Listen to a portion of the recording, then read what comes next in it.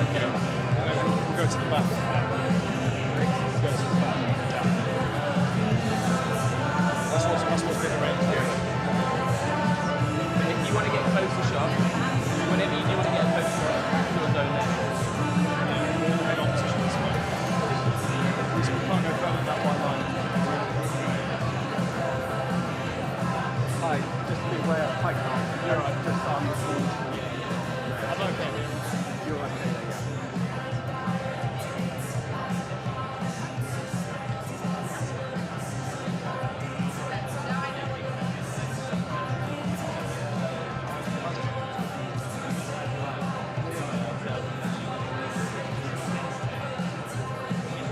Okay, Charles. Yeah.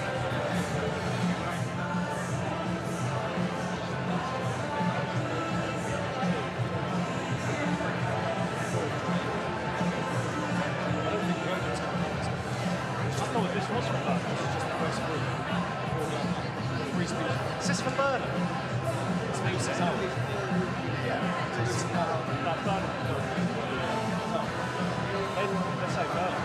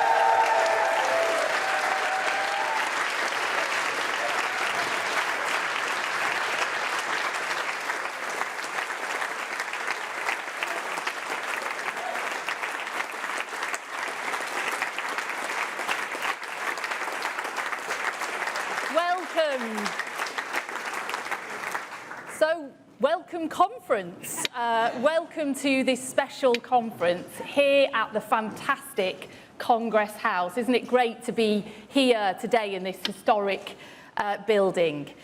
We're here for a special conference. It feels like the sort of last day of term a bit today, doesn't it? It's kind of non-uniform day. Not for you today, Andy. Maybe we'll go and have a water fight later out the back if anyone's up for that. But we're here to announce who is going to be the next Labour leader. I can feel the tension in the air. The anticipation is rising. I know you're all looking for those special clues.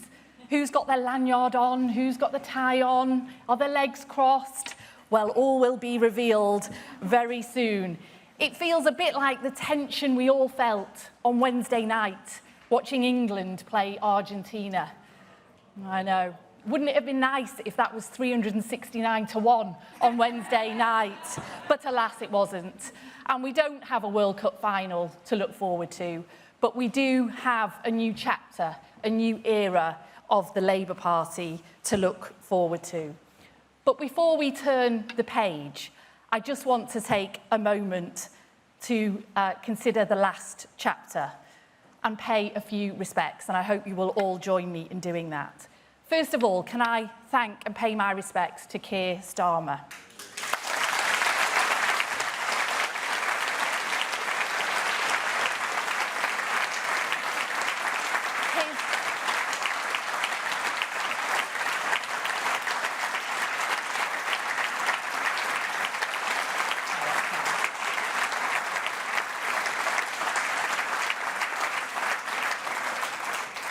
That's really nice. And his legacy will be of the guy who helped save the Labour Party. He took us from that historic defeat and just 4 years later took us to that historic election victory. And we thank him for that. And that meant that we had a really strong Labour government that was able to deliver on our Labour values. And he, under his leadership, he did just that. Lifting 500,000 children out of poverty, real wages rising and interest rates falling, restoring Britain's standing around the world as a force for good and change, ending no-fault evictions, rail back into public ownership and giving our mayors powers over buses, of which I'm sure we'll hear more about. Day one rights to sick pay and finally ending 0 hours contracts. And just this week, Hillsborough Law. What a moment that was. And finally, ending the hereditary principle in the House of Lords. That is just to name a few.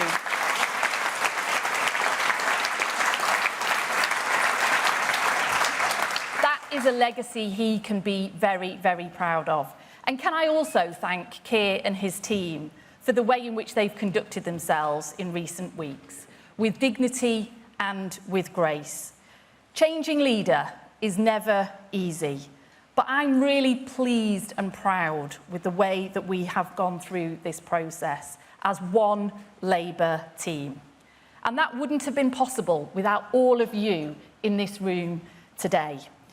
I want to say a big thank you as well to the candidates team, still a candidate, Andy Burnham. You and your team have really been incredibly respectful and generous throughout this process. Thank you for that.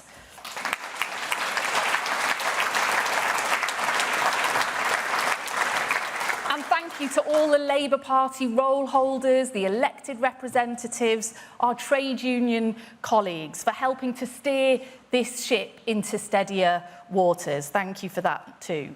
But most of all, can I thank our fantastic General Secretary, Holly Ridley, and all the Labour staff around the country.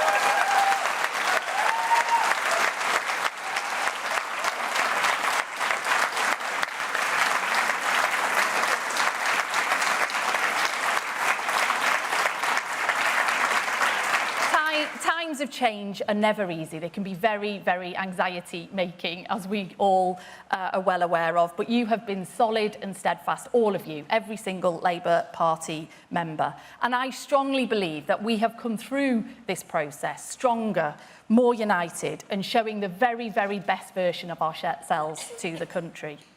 And this gives us a very strong platform as we enter this next chapter, this new era for Labour.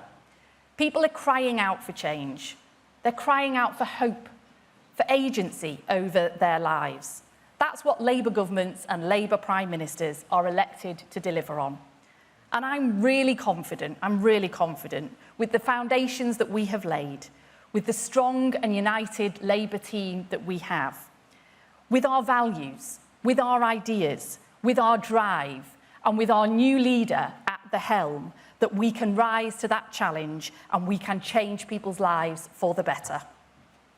And we can, in doing so, restore faith in politics, restore trust in Labour. So, conference, let's be proud, let's be loud. Together we can do this. Thank you very much.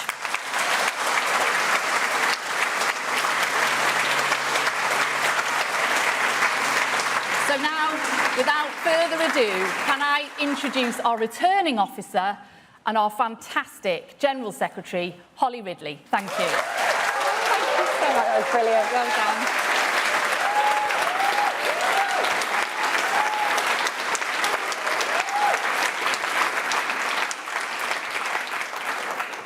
Thank you, Lucy, and good afternoon, everyone.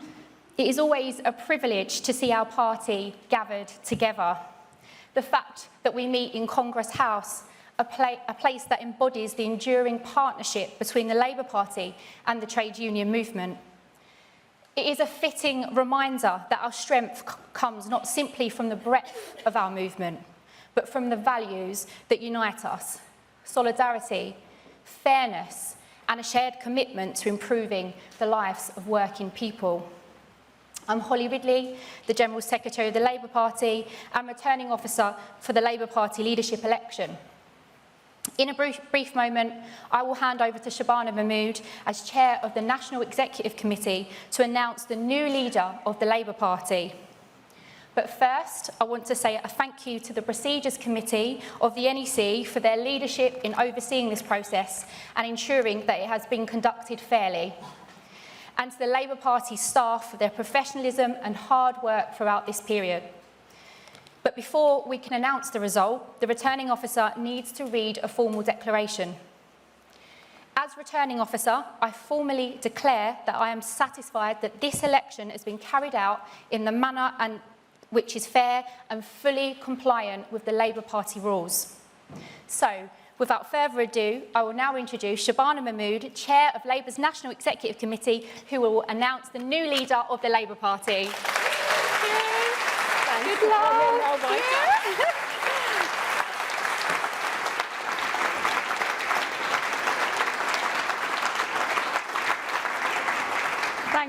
Thank you very much, Holly. As Chair of the National Executive Committee of the Labour Party, I have the honour of announcing the result of the Labour Party Leadership Contest 2026. This is the formal bit. Following the resignation of Sir Keir Starmer as Labour's leader, the NEC set out the procedures and timetable for a contest to seek his replacement. The returning officer has informed me that the requirements of that contest have now been met. It's hardly a nail-biter, folks. And so, despite the efforts of a lone MP, I can confirm that there was only one eligibly nominated candidate. Following the period of nominations by Labour MPs, one candidate received 379 nominations. Having met the threshold of 20% of the Parliamentary Labour Party, they were eligible to proceed to the next stage. One other candidate received one nomination and is not eligible to proceed. Among the affiliated trade unions and socialist societies, the one eligible candidate received 23 nominations in total. This included nominations from all 11 trade unions, comprising well over 5% of the affiliated membership.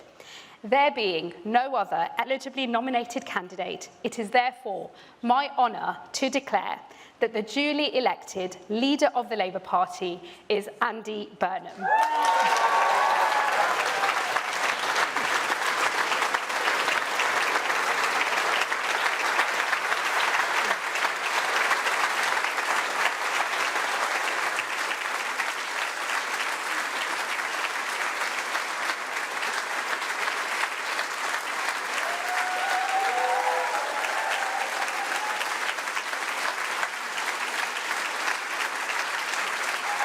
Thank you, everybody. Thanks so much. Thank you. Thank you, everyone.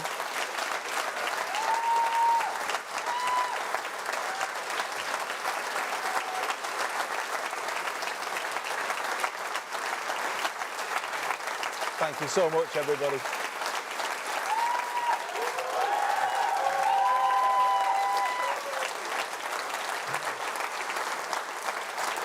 Thank you very much. Thank you.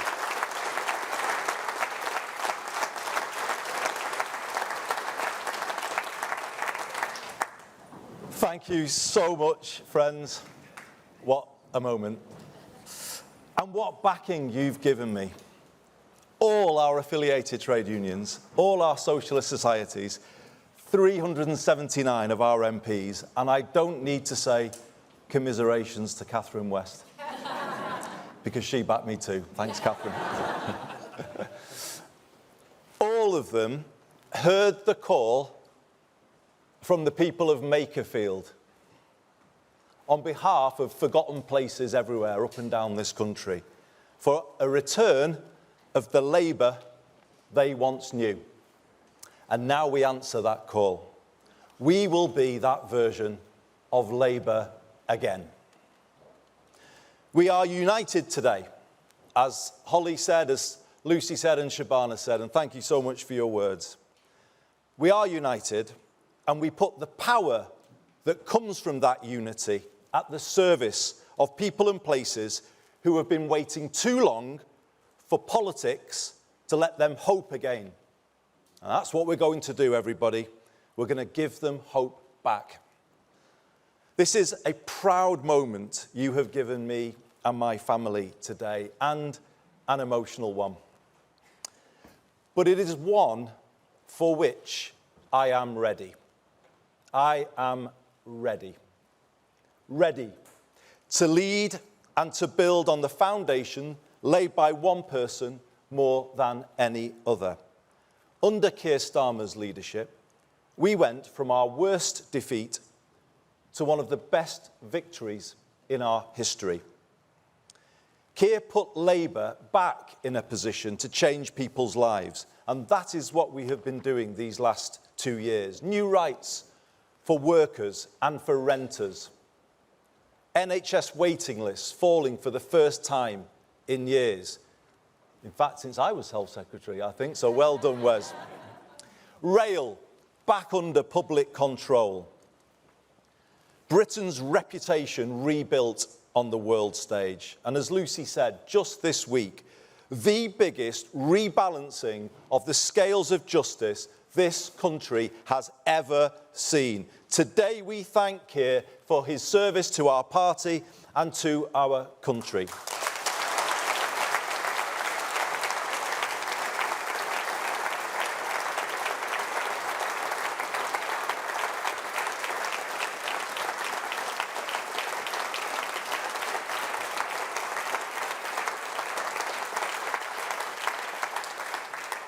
Ten years ago, he and I worked together, drawing up the original Hillsborough law in my office in the aftermath of the second Hillsborough inquest. And I drew on all of his legal expertise when I presented that bill to Parliament. To be in Parliament on Tuesday, when Keir delivered on his promise to the Hillsborough families and all of the other campaigners who were part of the Hillsborough Law Now campaign.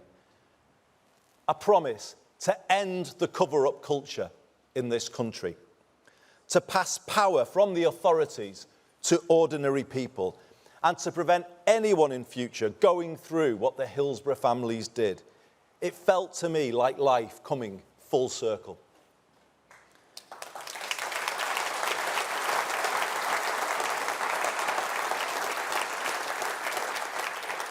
My journey to this stage today began in earnest at Anfield in April 2009. The COP made me confront the fact that this country does not work for working class communities like the city of my birth. In fact, it's worse. It turned its back on them. Political power was used viciously against them to protect vested interests. Economic power cruelly stripped with the deindustrialization of the 1980s, as it was against so many places up and down the land. And let us never forget, these are the very same places that built this labour movement, this trade union movement where we are today, Paul. Those are the places, but they were the places that were done down. This labour movement, the trade union movement, was forged in the steelworks and ironworks of Sheffield, Scunthorpe, Port Talbot and Teesside, in the coalfields of South Wales, Central Scotland, Nottinghamshire, Derbyshire, Yorkshire and Lancashire, in the mills across the Pennines, west and east, in the shipyards on the Clyde and on the Tyne, and in the dockyards of Liverpool and here in London. The people of these proud places made labour. But we have to ask ourselves, just as I had to ask myself at Anfield that day, have we been good enough for them? Change starts with honesty. We must recognise that this generation of politicians, myself included, have failed to challenge a political culture and an economic model that simply doesn't work well enough for ordinary people. 4 decades of the neoliberalism that began in the 1980s have not been kind to the places that built our party, nor to the communities across the UK in rural and coastal areas. So we pledge today to them to be better. And as I accept the honour of leading this party forward, I will tell you about 5 things I will do to make us so, to make us better. First, I will work relentlessly to build a culture of one Labour team, because change starts with us.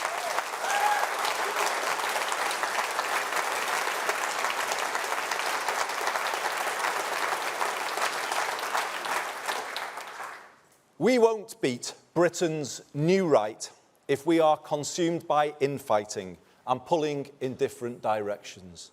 That is, and always has been, an indulgence that falls heaviest on the people who need Labour most. Fighting to eradicate it and the insidious briefing culture that goes along with it will characterise my leadership. In future, when a Burnhamite walks into a bar, as many Burnhamites are known to do, talking about you, Kevin. In future, when a Burnhamite walks into a bar, I want the barman to say, "Great to see you. We don't like factional politics in here."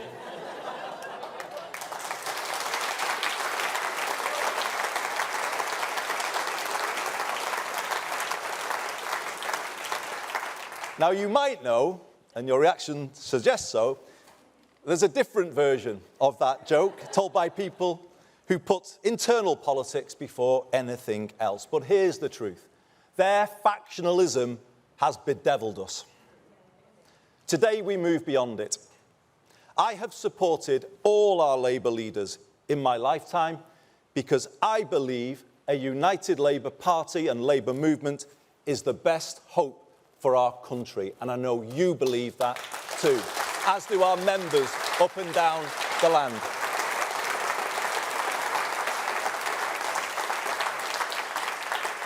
And I will lead this party in that spirit.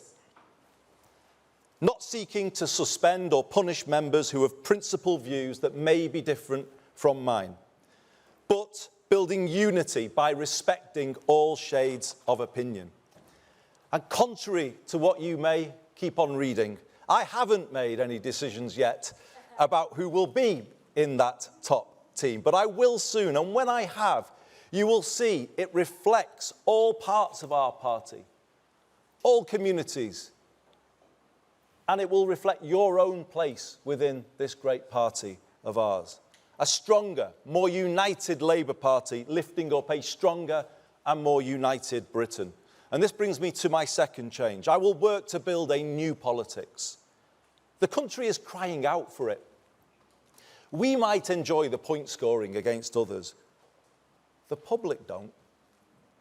How can politicians point fingers when living standards are falling and politics as a whole isn't working for them? It infuriates them and makes them switch off. In Makerfield, I decided to make a break with this. I said we hadn't been good enough. I told people what I would do to fix it. You know what? People started to listen again. They gave us a fair hearing, as the great British public always do. And then another chance. But let's be honest, everybody, this is a last chance to change, and we must take it together, united together.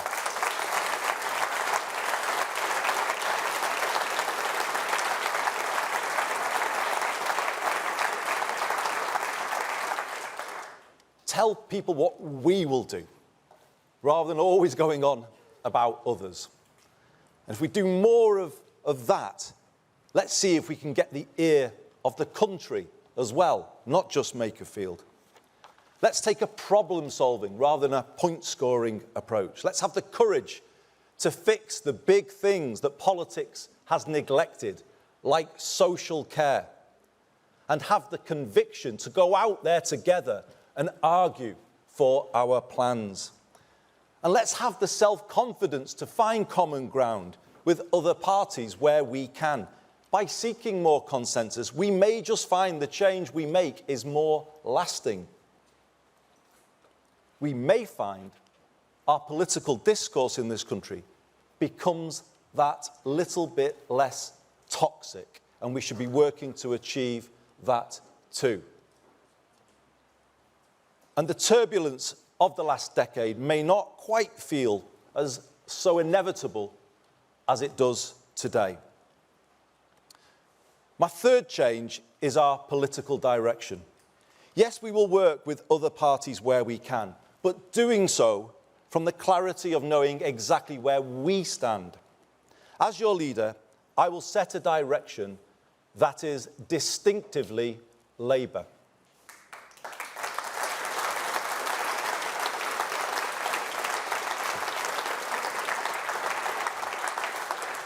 We won't try to out-green the Greens or out-reform reform, or doing what we've done in the past of wearing too many Tory clothes. Let me tell you, I'm quite happy that Kemi doesn't approve of my wardrobe choices, because I'm not keen on theirs either. From here, we do it differently. We win by being us. Boldly, confidently, authentically us. Labour. That's how we win. I want people to understand the thinking behind the political direction I set, so people can see the decisions we take and the reasons why. I am clear, Britain took a series of wrong turns in the 1980s. Political power was centralised and economic power was privatised. The country surrendered control of the essentials, housing, water, energy, transport, and left people exposed to higher costs. That in turn led to the concentration of more wealth and power in the hands of fewer people and fewer places, Large parts of Britain were deindustrialised without the power to set new ambitions for themselves. Proud British towns, now a shadow of what they once were, and high streets in decline, so common up and down the country. Slowly, at times imperceptibly, over 4 decades, political and economic power drained away out of our communities in every region and nation of the UK. If local places don't control something as basic as a bus service, how can they connect people to opportunity and turn things around? If the sell-off of council homes leaves the country chasing rents in the private rented sector through the benefits system and paying for temporary accommodation for thousands of families as they have to do here in London and elsewhere across the country, how then will we find the money to invest in prevention and improve people's lives? The truth is we can't. And if we don't have sufficient public control over the cost of the essentials, how can we have control over inflation, public spending, and the rest of the economy? The right used the phrase, take back control, but they are the ones who gave it away in the first place.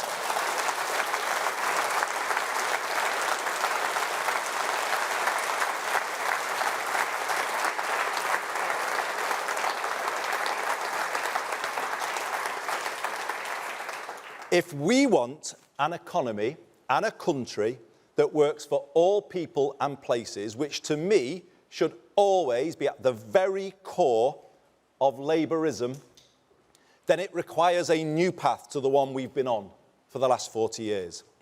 The government I lead will confidently lay that path out starting next week. And that is why this change today is the most significant change moment in our politics for 40 years. It will take us to a country where life is more affordable and all people and places are lifted from where they are now. And conference, this is my 4th commitment to you. I mean it when I say all places. I will be a leader for the North, the South, the East and the West, for Scotland, Wales and for Northern Ireland.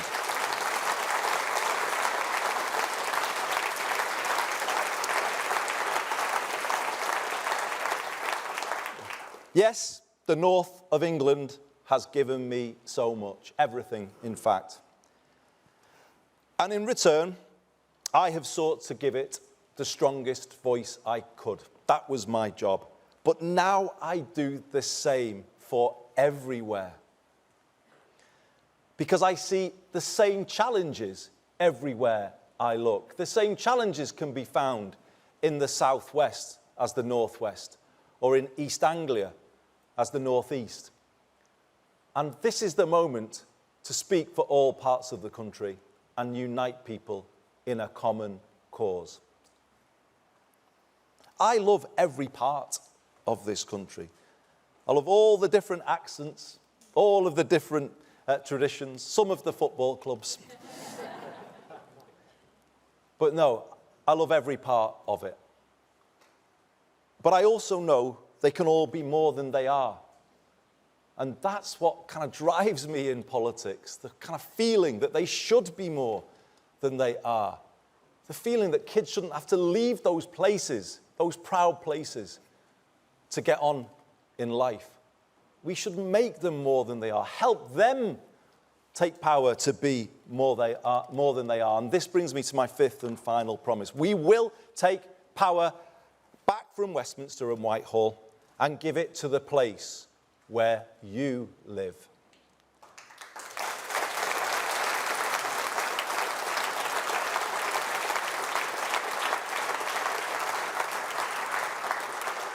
More power over life's essentials so you can make them work better and more affordable for people, just as my good friend Steve Rotherham is doing today as we are here meeting at the TUC in London. He is at a meeting, chairing a meeting of the Liverpool City Region Combined Authority, and he is presenting to that meeting a plan to put the entire Merseyrail network back in public ownership by 2028.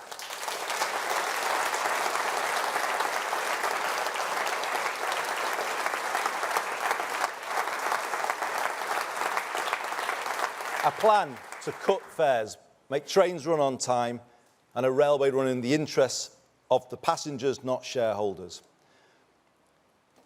We want to give your area more power to build the council and social homes that you desperately need for those families I was talking about a moment ago. More power to improve your high street, backing local businesses such as the pubs and the shops that bring them to life. And make no mistake, everybody, I will be a pro-business leader of the Labour Party, as I was a pro-business mayor of Greater Manchester.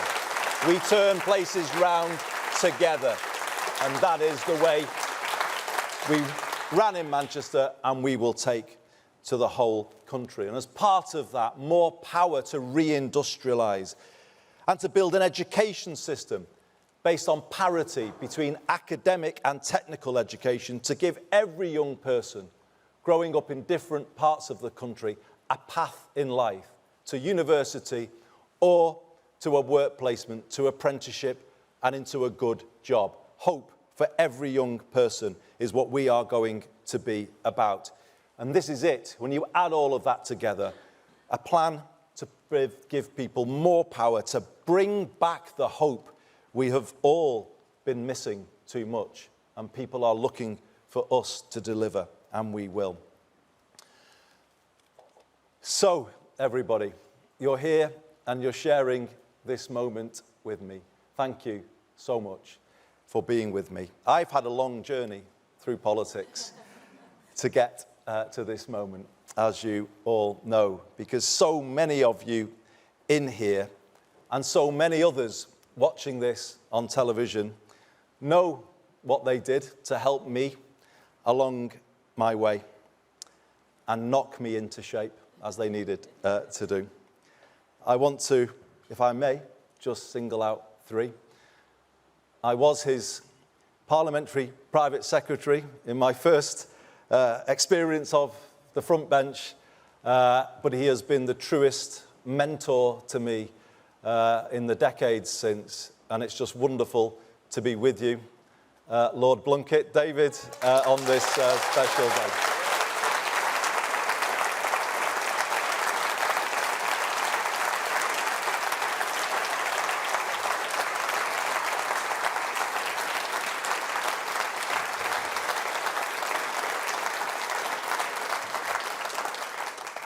I would say he taught me everything I know, but no, he did. And certainly not about football.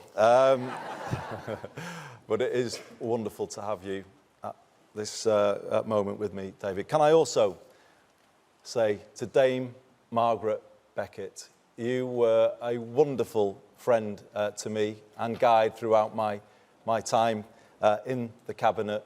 You were always there for me to give me that nudge that I needed. And similarly, as with David, I am so proud, honoured that you are with us today.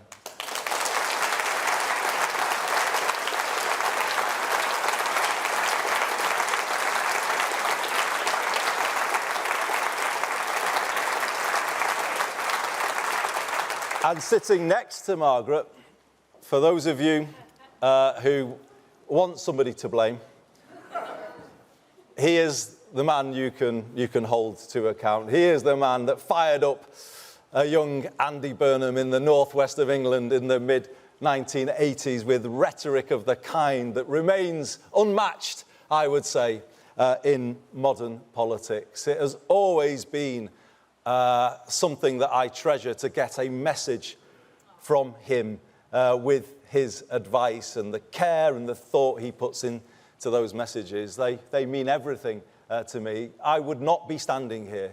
I would have not have joined this great party of ours in 1985 had it not been for the legend that is Neil Kinnock. It's absolutely brilliant to have you with us today.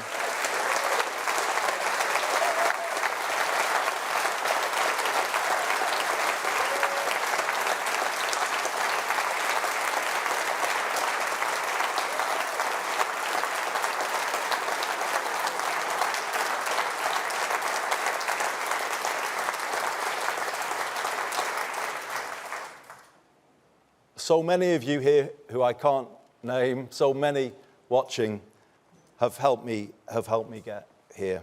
I haven't done it alone. I haven't got everything right, and I'm sorry where I've fallen short.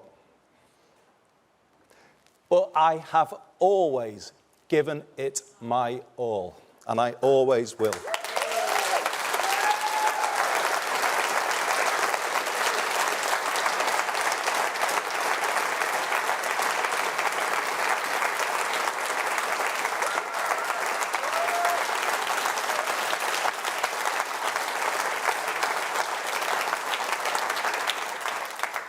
Truly, I've given this party everything I've had, but now it's done the same for me. I have listened and learned as I've gone along, you'll be pleased to know. And hopefully, I've got better as a result. You can be sure of this. I know what I believe after 25 years as an elected Labour representative.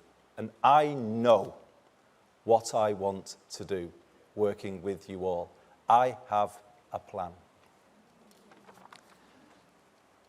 And what I also want you to know is that I won't change. I have a style, it's my style. I will always stay close to the ground, close to the people. Hopefully, still in my season ticket when the new season starts. In Cardiff on Tuesday. Brilliant just to meet and chat to people as they came up to speak. I will always stay the same because I draw my strength from people. I hear things, pick up straws in the wind as I was going about Manchester as my job as mayor, and I say to Kevin Lee, who's here today, and I want to thank Kevin, who's been such a staunch supporter and friend for me on this journey.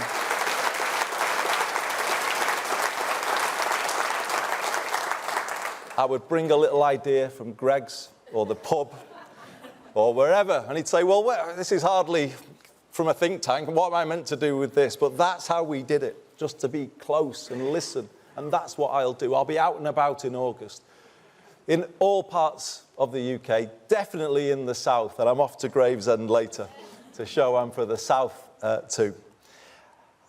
That's the way I've always done it, and it made me really proud recently. You might call it faint praise, but I took it as very serious praise. Someone said recently, Andy's all right. He's for us.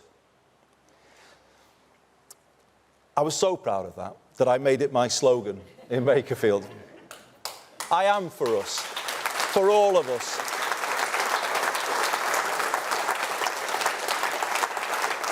And I want people to say once again that Labour are for us.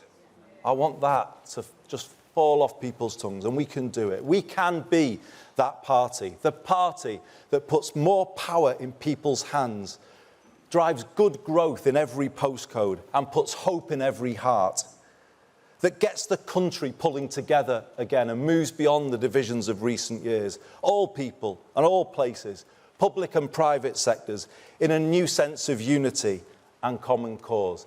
That's my mission as your new leader, to bring back hope. I believe in all of you, and I am confident we can do it. Thank you very much, everyone.